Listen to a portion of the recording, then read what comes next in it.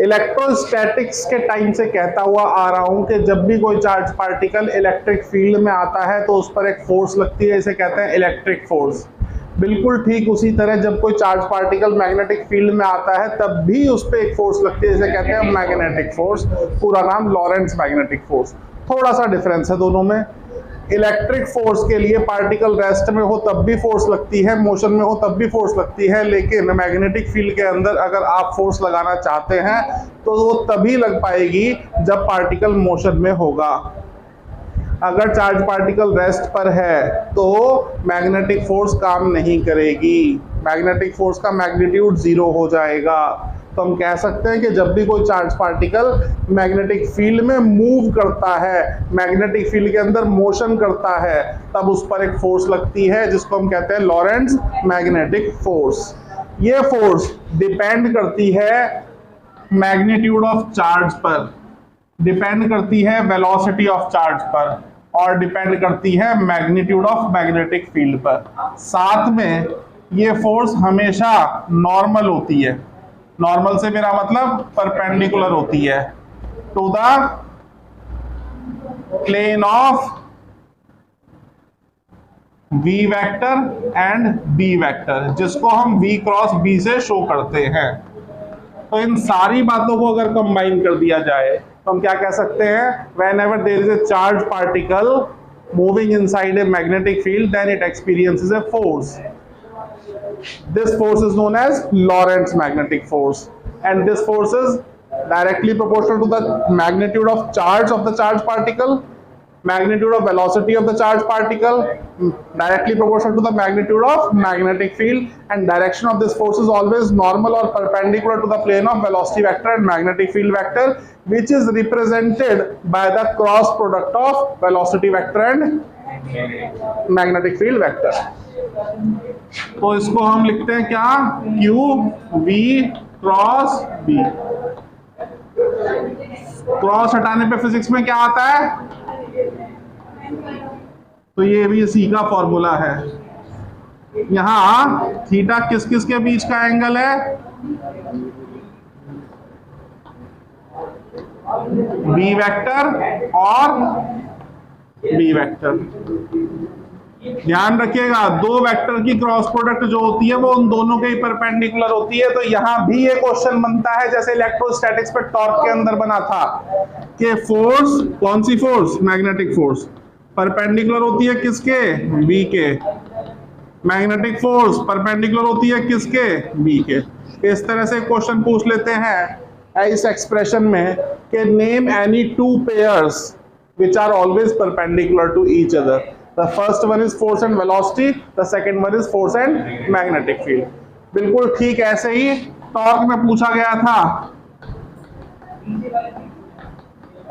name any two pairs which are always perpendicular to each other.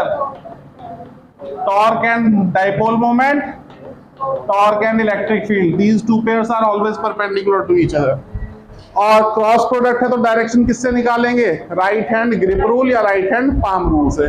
क्या कहता है right hand grip rule, this is vector A, this is vector B, दोनों के बीच में angle theta, आपको चाहिए ए cross B, तो ए से बी की तरफ उंगलियां लेके जाइए, अंगूठा बताएगा क्रॉस प्रोडक्ट की direction. This is first vector, this is second vector. First से सेकंड की तरफ जब आप फिंगर्स को कर्ल कर रहे हैं तो अंगूठा आ रहा है outward the plane of board, तो मैग्नेटिक फील्ड की डायरेक्शन कैसी होगी, आउटवर्ड। इसको डॉट से शो करते हैं, प्लस जेड कह सकते हैं या आउटवर्ड भी कह सकते हैं। लेकिन अगर ऐसा लिखा है बी क्रॉस ए, तो जो पहले लिखा है वो फर्स्ट वेक्टर, जो बाद में लिखा है वो सेकंड वेक्टर, इसकी डायरेक्शन बदल जाएगी। तो बी क्रॉस ए निकालेंगे तो उंगलियां ए से बी नहीं बी से ए लेके जाएंगे, और जब बी से ए लेके जाएंगे तो अंगूठा invert the plane of board आ रहा है, तो direction of cross product becomes cross और माइनस जेड, और याद रहेगा, ध्यान रखिएगा, नोट करना है कर लीजिए फिर आगे चलेंगे।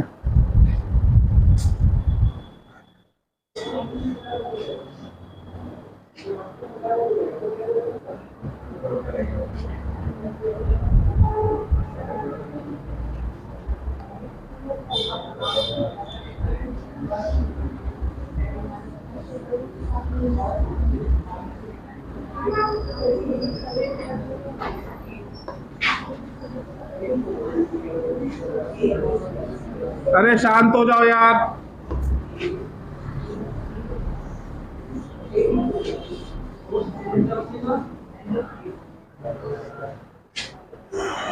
नेक्स्ट टॉपिक आता है लॉरेंट्ज फोर्स।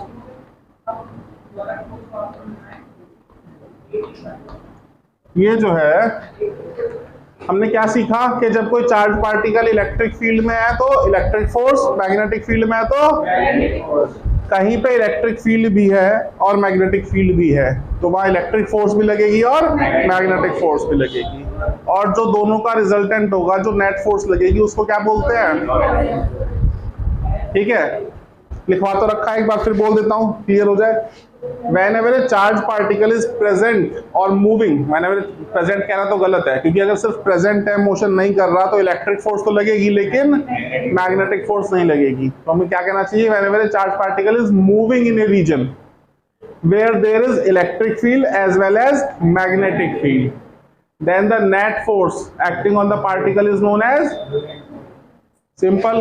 तो बेसिकली ये रिजल्टेंट होता है किस किस का? इलेक्ट्रिक फोर्स का और मैग्नेटिक फोर्स का। इलेक्ट्रिक फोर्स बोले तो, मैग्नेटिक फोर्स बोले तो क्यों? कॉमन ले लो, काम खत्म।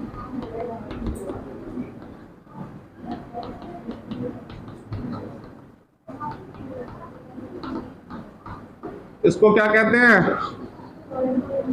समझ आया? पक्की बात? क्लियर है? फिर बता दूं?